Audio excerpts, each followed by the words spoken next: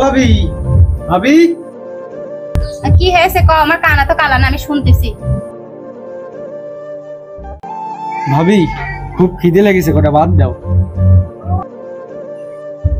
আমি কারোর জন্য ভাত রান্ধতে বসে নেই, ওই যে খড়ি কটা আছে, যাও ফাড়োকে, তবে এসে খাও যাও।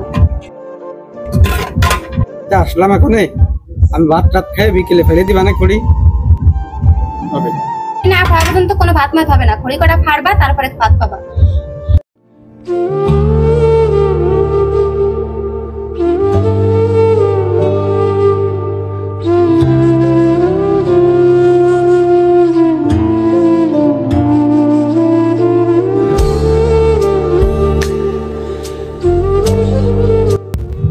আরে এই কষ্ট করে আসলাম, কাজের থেকে কষ্ট করে আসলাম, এনে ভাবি কাছে খড়ি পেড়ে তারপরে খাবা।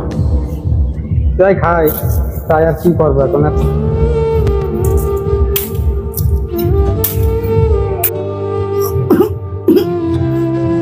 ভাবি ওর যে শ্যামলটার মা যদি বাইসে থাকতো তাহলে একটুখানি ওদের একটু খেয়াল খুশি রাখতে পারতো।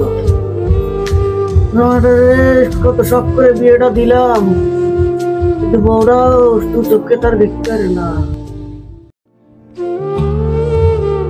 আরে